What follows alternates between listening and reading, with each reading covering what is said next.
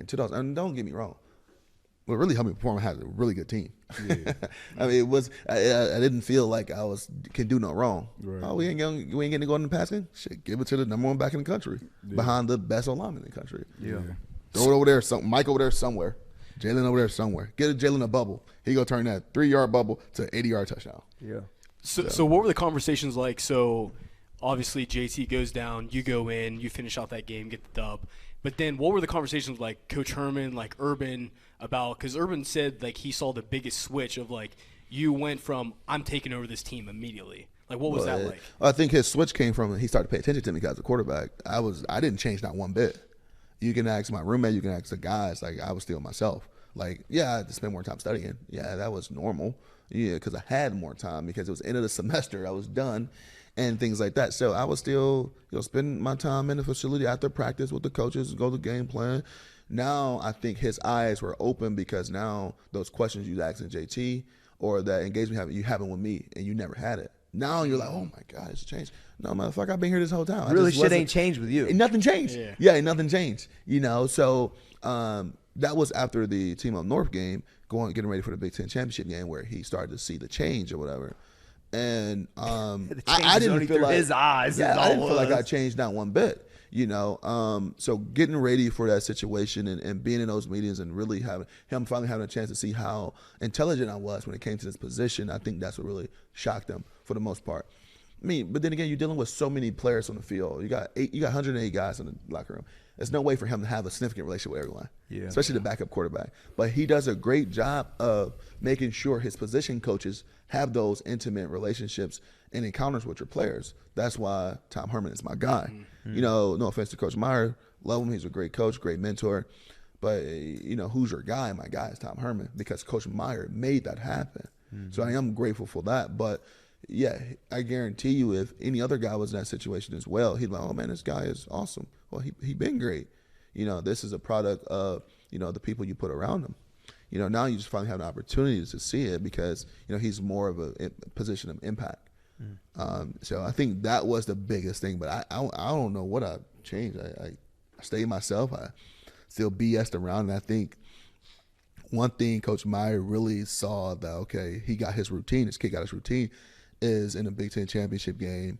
And I threw the ball down the middle of the field. I have no clue why I did this. It almost got picked off. Jalen actually deflected it. And Coach Meyer, like, it was third down, and he freaking came over to me, and he was trying to I wouldn't say discipline me, but he was trying to talk to me, like, don't do that, like, you can't do that. Hey, remember this or whatever. But I waved him up, like, and I went to do my routine. I got me a Gatorade, got me a water, pound it real quick, jump on it with Coach Herron. What you see? Hey, he's coaching me up. I go to the guys, boom, boom, dap them up, and hey, Coach, what's up now? Now, what's up, Coach? What you were saying when I come on? And this all happens within 2-3 minutes. Yeah. But I got my routine. I got my rhythm that's going to help me stay ready and locked into this game and this game plan. So, I was already preparing like a starter. I already had my mojo. And he was big on that. Get your routine. Now it's part of my routine. I think we should grab a question before we go to Alabama game. Go over here. Yeah. Treadway. All right.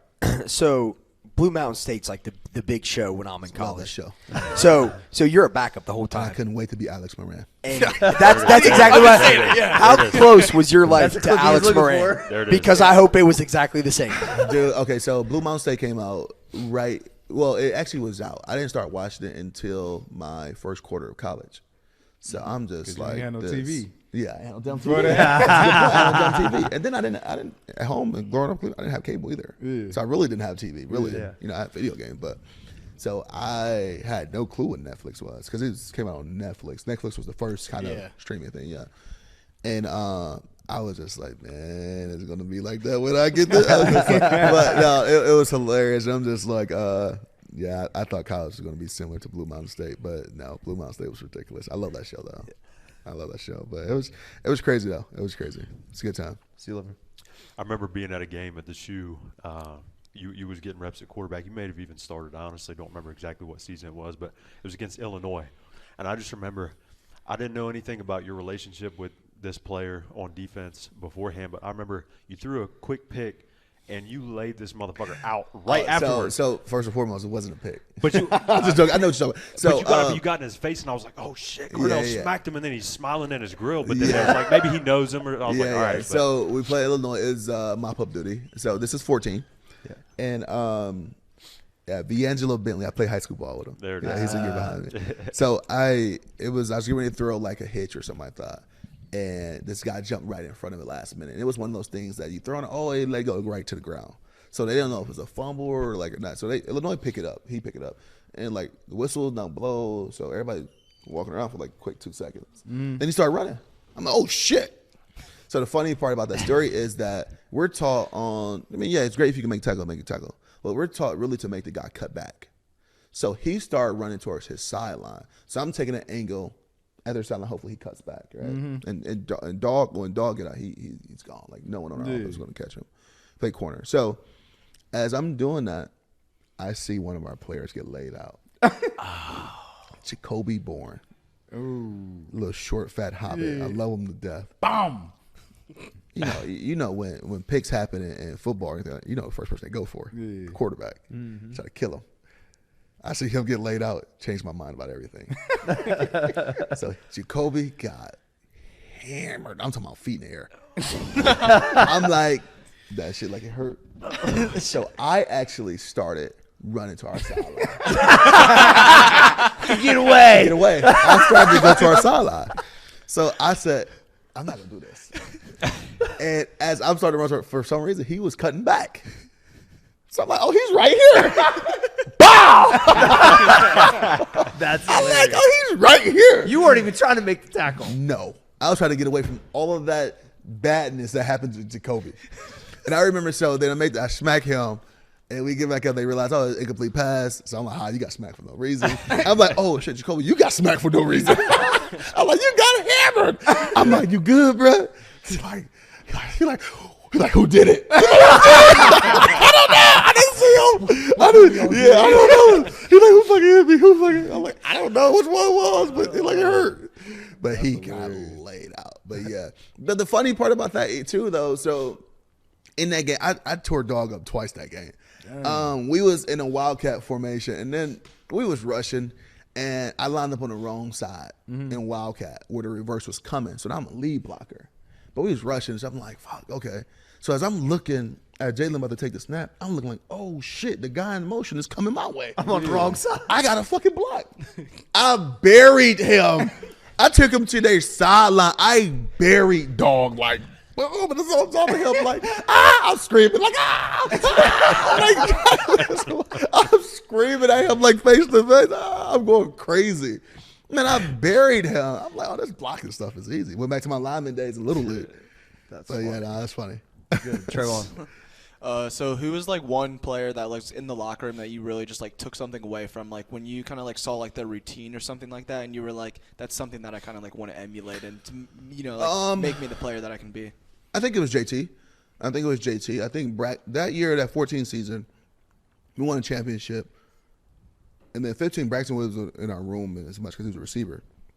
But it was JT because of how he prepared. And really, it was KG and JT because of how they prepared and how they got ready for things. And JT was my roommate in away games and home games as well. So watching him, I remember, when we played Virginia Tech, it was the only, bad, really horrible game of his career. He took a shower before the game or something like that. He was like, oh, I'm never taking a shower before a game again. Like little things like that. Yeah. So he developed a routine that really helped him get success. And one of the things is the way he studied and how he compartmentalized the game plan. So I took that away from him. And Kenny was the same way. All right, yeah. I say we go into the Sugar Bowl now. Yeah, so this was 2014. I was a sophomore, junior high school watching this. Jesus. And I feel old. I remember feeling like this game was a national championship game. Oh, I definitely think so. So can you take us inside the locker room? Like what's happening there? Because that's also this is whenever ESPN, the committee were like they didn't want you guys in there with the lawsuit for Virginia Tech. Yeah, it was the first college football playoff, and all that stuff was such a hype. I remember driving up to Cleveland after the Big Ten championship game, and I get a call from the coach. I didn't have Coach Meyer's number. he called me like 4 times. I'm ignoring the shit. I don't answer calls on my phone. He texts me, hey, his coach called me. I'm like, Coach who, motherfucker? So I answer, I hear his voice. Like, you hear the news? You see the news? I'm like, what's up? I'm like, we in. I'm like, in what? Playoffs. He's like, we got Bama. Okay, cool. That's what they asked. Hey, go Bucks. So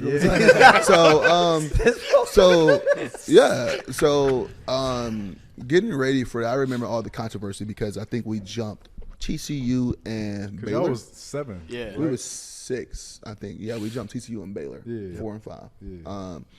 Yeah. Just get ready for that game. I think we went into that situation, watched them on film, and said, yeah, this is a good team. They ain't unbeatable. You know, this is one of the better teams they had and things like that. We know what we got to do. And watching them really diving deep into film, it was like, we don't know if they can play with us. Because we wasn't just tough. We wasn't just fast. We wasn't just physical. Yeah. We matched up really well on different areas. I loved our O-line versus their D-line. I loved our D-line versus their O-line. I loved our linebackers versus their running backs. You know, I loved our corners versus Cooper. He was really the only guy that year. Mm-hmm. And, you know, and I love our receivers versus their DBs. I think overall as a linebacker whole, I think I liked our running backs over them as well. So I'm like, where is the difference that they think they're going to have the edge? And if you really look into that game shouldn't have been that close. And I tell my buddies I played with them lead up, I said, you lucky. And then I said, you really lucky we didn't play y'all in 15 because we embarrassed y'all. You know, even though we slipped up to Michigan State and they beat Michigan, I said, we'd embarrassed y'all in 15. But I said that 14, it should have been out of it. It was like we were down, first of all, no one comes back from 13 on Alabama. Yeah. We was down 13 going into half laughing because we had almost 400 yards of offense. And we stalled twice on stupid stuff. And it was, and 2 stalls we had was my fault. Like freaking dropped the snap on I knew it was about to pop. Dropped the snap on a pop pass. Like, so anxious, they were freaking biting in on a quarterback run. I had 2 good rounds on that drop already, and I about to hit the pop pass, and I freaking dropped the snap. And then another one, I forgot what the other one was, but stalled 2 times in the red zone, like in the freaking 15, you know, and then a few other things that they scored off like fluke crap. You was moving the ball easy, is to your point, Moving right? the Like ball. you knew that. Moving the ball. You know, they were getting the flukish freaking 3rd down conversions. I mean, they had a few trick plays. I'm like, when do Alabama run trick plays? Like that's when you in trouble. Matchup you saw. That's that's when you in trouble when you got to go out of character like that. Yeah. We did what we did. You know, I mean, they had a few good drives where Herron and Yost with TJ Yeldon, and those guys were just pounding and getting 5 a pop. After a while, that shit stopped. Yeah. That shit hurt, right? You know, so I loved our matchup versus them. And like I tell guys, like, you know, looking at what we did, how we thought, I said the game shouldn't have been that close. I'm sorry. You know, so we had all the confidence in the world. Yeah. Once y'all had beat Bama, I was like, I booked my no tickets one had a for chance. Dallas as soon No as one y'all had beat it. Bama. It didn't matter. No one had a chance that year. After that, I was like, yeah, they about to win the national championship. Yeah, the way, and then strictly the way Florida State would play, Joey Bosa would have had 6 sacks. Right. So it would have been bad for Jameis that year, I think. But I mean, it don't matter because, you know, we didn't play them. I would love to play Florida State. I was a huge Jameis. I'm still a huge Jameis fan. Everyone loves Jameis. I'm a Mariota fan too. Yeah. He's still balling. Yeah. And, I mean, overall, both of those programs. I was a huge Florida State and huge Oregon fan. They time with Chip Kelly. They time with Jimbo Fisher. So I would love to play either one. But Oregon. Y'all just looked unstoppable, though. And I think everyone knew it, including Marcus Mariota. Well, you know when they came down and scored the opening drive, I was like, uh-oh. He did. Uh-oh. It was like, shootout, here we come. Yeah. Because I knew they couldn't stop us on offense. And I knew our defense would, I mean, eventually. Because the thing with our defense, I remember that whole kind of getting ready for that game was, getting them into 3rd and long, right? Like 3rd and 7, 8. Because they was averaging, Oregon was averaging like, 6 yards to play. And because they was playing so fast. Yeah, real fast. They was playing so fast. I think they was getting a snap off in 13 seconds or 16 seconds, I think it was. So that's how it went. But yeah, that was definitely the national championship game. I think Alabama. And us. Yo, was Urban giving some like rocker speeches before those games? Like how juiced up were you guys like going into Bama and Oregon? I think if you're not already self-juiced up and hype, and you can speak to this as well. I don't know if you guys ever played sports at a high level.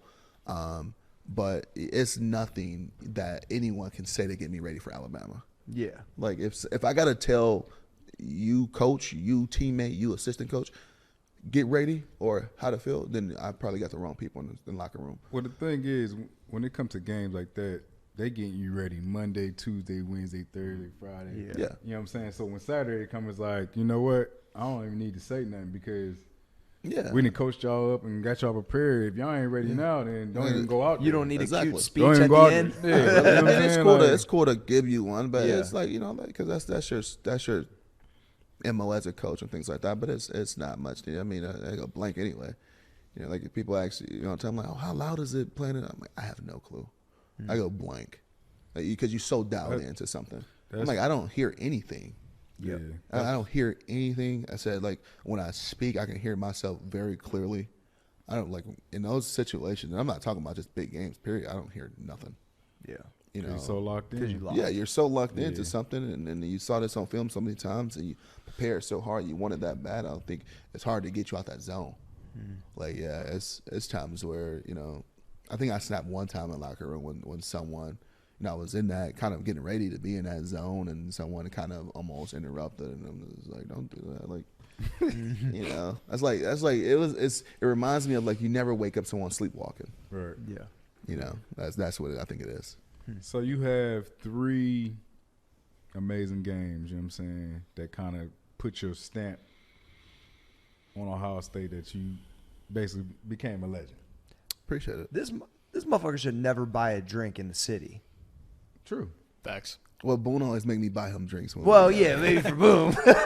So, But real talk, though, Sure. with that situation, Yeah. shut it down. That's So I want to ask you, because, I mean, obviously, it was only 3 or 4 games, whatever it was. The scouts got to be talking. yeah. The league had to be. Were you close to even leaving? Personally, no, because I did not have enough time to think about it. You know, with the college football playoffs happening, you know, it extended the season by roughly like almost 2 weeks, and it got into the declare date.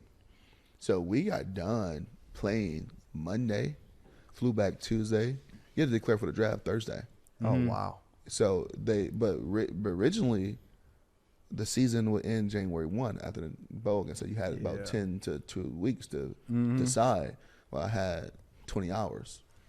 So I'm still on cloud 9 of what just happened. I don't sleep after the game. We win a championship. For first, I didn't sleep 2 days prior to the game. I didn't sleep like zero sleep. Like, not even let me take a nap. I dead ass didn't sleep 2 days prior to the national championship game.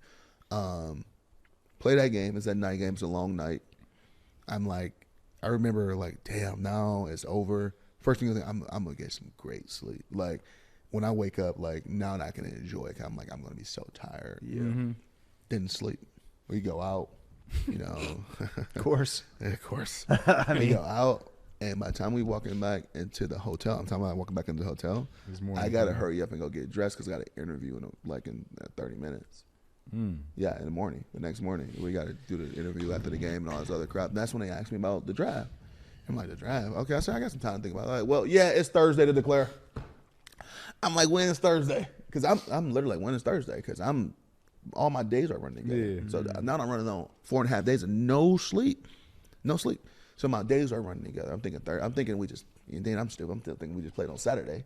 You know, so they're like, in a day and a half, they laughing. I'm like, oh. I'm like, I'll think about it. I'm like, okay, let me get home. So I sleep on the plane. We go back, you know, that morning, and I go up to Cleveland. We got class, and I'm just like, Coach, I'm like, you know, we had people at the stadium. I mean, when we pulled up, you know, everybody who knew where I lived at. It was crazy. I'm like, Coach, I can't. I need a few days, like, to get away from campus.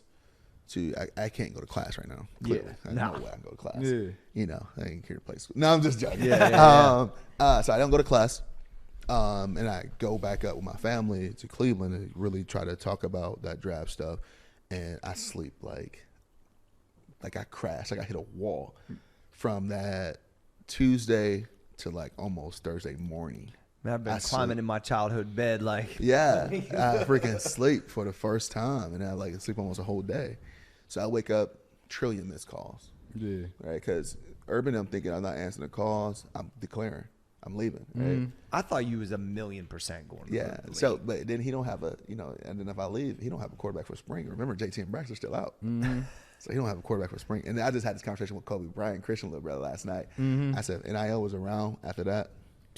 You'd have to pay me to practice. I left you with one quarterback, and the quarterback they wasn't high on, to my opinion, was my guy Stephen Cowher, who had all the ability to play there. They just didn't give him a real opportunity.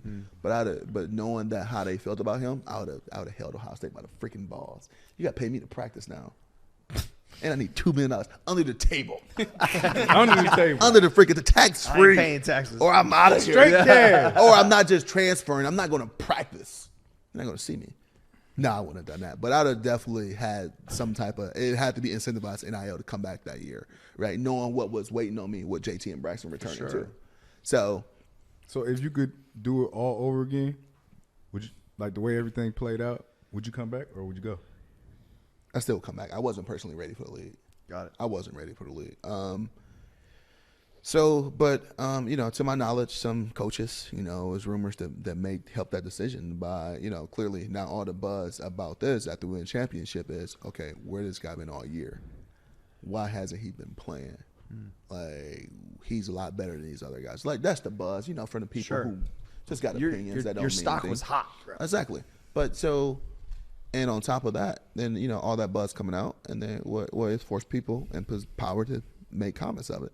People like coaches, I don't know who, but it was mature level. It was intelligence. It was ability and all this other crap that really would have put a damper on my status. I don't know how much it would have put a damper on it, but it would have put me in position to answer questions that, like, come on, I've been answering these all. Well, I'd have had to answer these all through the draft process. Why wouldn't you plan already? Coaches say you immature. Is that true? What about your tweet? And I still had to answer some of those questions the following year. Yeah. But after coming off a high I was on, and then knowing that these guys I'm in the locker room with, or these coaches that I'm playing for, and would try to sabotage my dream, that's how I felt about it. So I was a little bitter about that too during spring, especially when things didn't go my way. Because first thing you think about when things didn't go your way, I should have left. Yeah, that's why. But personally, that's why I kind of asked. Like, of course.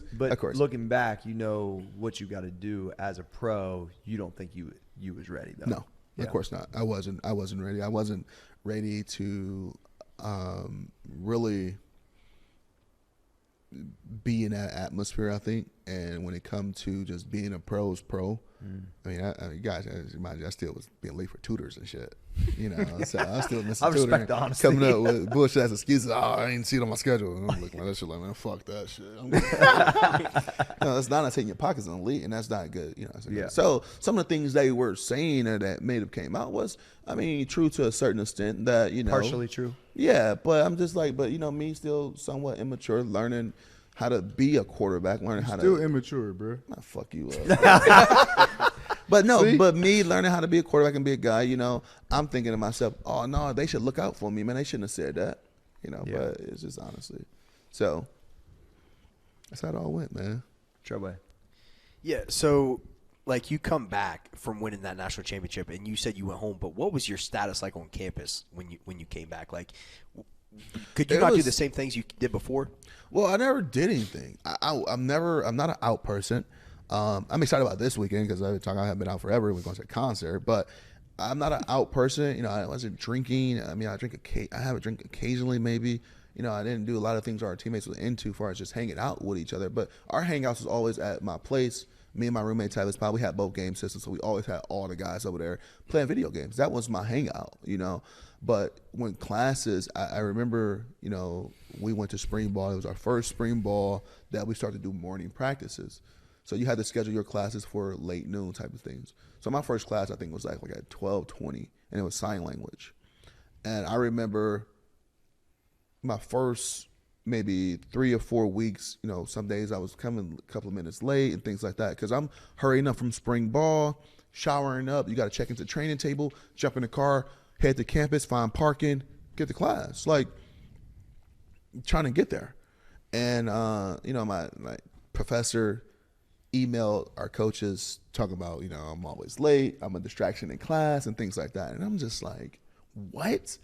I'm a distraction in class, and so it's my fault. We have people, and I'm in class that will see me and go fucking ballistics and banging on the door trying to get my attention. You don't think I'm distracted from that? When literally I have to pay attention to the person I'm like when I'm having a conversation in sign language. You don't think sometimes I do that and I miss something important, or you speaking and you talking about I'm the distraction? And I remember this is the first time I regretted I should have left. I'm like, lady, I turned down millions of dollars for one reason only, to finish my degree. Like, I know I said class are points, all this other stuff. I said, but check my transcripts. I'm a really good student. I take this shit serious. Yeah. You know, so I was really extremely disappointed and aggravated with that. And I thought that was more of a power trip than anything. Because I'm like, the 2 or 3 minutes I'm late to class where people still taking off their book bags, are you kidding me? Yeah, come on. Like, are you kidding me? They're looking for a reason. Yeah, so I thought that was a power trip. And I ran into a few of those. Now, you know, clearly I'm pretty sure all the professors knew about the tweet 2 years prior. Yeah. But now 2 years prior, he don't care about class. Oh, he wants to have, let me humble his eyes. And I ran into a few professors like that. And But for them, hard for probably a lot of athletes. I know I did, because you know, after that tweet, I remember getting emails from professors and our coaches telling me like, yeah, you know, I'm paying, you know, $20,000-$30,000 a year for my kid to come here. This kid getting it for free, and he wiping his, you know, butt with education and stuff like that. And so I dealt with that early on. I'm an 18-year-old kid dealing with that stuff. So now I'm a little more mature. I'm 20, and I'm just like, yo, we gonna have to talk about this, like, because I'm not gonna allow you to. Because I had a professor say something really fly to me in front of the class. And I stayed out of class. I was like, hey, listen, I don't know what you think this is. Like, I have never came off as disrespectful, entitled, acting like I'm that guy. And I said, I didn't appreciate that comment.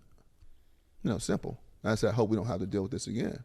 I said, because I said, I'm going to tell my advisor. Yeah. Either get me out of the class or they got to do something. Because this was your, because you, I mean, I don't know if you had a professor like that going on a power trip, make sure like, you know, like, okay, yeah, football, let me show who's boss. I mean, come on. There's always that professor. That's their but mini the Super great, Bowl. but the great thing about it though, and you know, Ohio State's a great university, and spent 4 years there, got a degree there, and had a lot of great professors. And I'm so fortunate it only happened 2 or 3 times with only 1 or 2 professors. You know, it could be 10 times worse, but you got those. I can't imagine now. You got to think. Well, guys probably pulling up with money. That's what I'm saying. They Well, make with way a more Gucci money bag. than Yeah, he's probably making more money than the professor, or the professor probably still paying off student loans or debt. Yeah. You know, this guy pull up in a Gucci bag. You know, probably not even paying attention to class. You know, not here at Ohio State though, because we take this serious. Other universities, probably like other universities, but. Tyler? I got 2 questions. I'll make it real quick. I like asking every guest that comes in just to get that perspective. So, outside of the Horseshoe, what were your top 3 favorite college venues to play in? Oh wow, Virginia Tech was number 1. I think. That's a first. Yeah, that. I don't know if a lot of guys play there. No. That's the first time Oh, that we've heard. Yeah, man, that atmosphere was ridiculous. I think the Sugar Bowl was like a home game for Alabama. That was pretty cool, being hostile. And then I would say Penn State. Even though I only had 1 snap at Penn State, that was insane. Yeah. That was insane. The whiteout was crazy. But yeah, the shoe, I don't think nothing really compares to, especially at night. But if I had to say something that compares closer to the shoe, I would have to say Penn State. Nice. So you briefly mentioned when you were talking about that Alabama game, you said if y'all had to play us in 2015, it would have been no question. Like Hammer you time. think hammer time. Hammer So time. I think many people thought that too, not only going into that season, but afterwards. They're like, man, what happened with how that season ended? What I mean, was it a bunch of contributing factors? Was there like if you could have just tweaked 1 or 2 things that I could think it have? was a bunch of contributing factors of that 15 season. It was the worst season I've ever been a part of in football, and I'm including my rookie year in the NFL. And I think the way, and I'm on record saying this, and I said this to the people who made the decision, I think because of the way the coaches handled it, we had a lot of talent coming back. Right, you had 3 quarterbacks that was all in the Heisman race, Heisman favorites. You had a running back that was favored with Heisman top 5 odds. Right, so you had guys, and then you had a young emerging Curtis Samuel who could take the ball out the backfield, or at receiver. You still had returning Michael Thomas, who was projected to be a top NFL pick like he was. Jalen Marshall, Dontre Wilson. Right, and that's just on the offensive side of the ball, and I'm not even talking about, you know, the young Parises and you know, Terry McLaurin and all those guys. List goes on. So we was like, okay, we get to spring ball, we having a good time. We like, okay, this is cool, you know, whatever. Then we realized all the talent. Then we said, oh shit, it's only 1 football. It's only one football. Now I'm still we got to count. We said that because the quarterbacks were still rehabbing. So I think the coach's mindset was to try to keep everybody happy. When our mindset was we just want to win. We understand that we didn't want a multiple quarterback system, and we was very clear about that. Somebody's gonna have to bite the bullet if it was me or whoever. We want what I asked for Urban, and he never promised me anything when I came back to school. I said I want a fair shot to be the guy. That's it. Fair shot. Just open it up. Just open it up. I want a fair shot. That's it. I ain't asking you to guarantee me nothing. I ain't actually promise me nothing. I ain't actually give me nothing. I want a fair shot to be the guy. That's all I want. Because all up to this point in my career, I don't think it's been fair. And he said that. And then even going to 15, I don't think it was fair either. But anyway.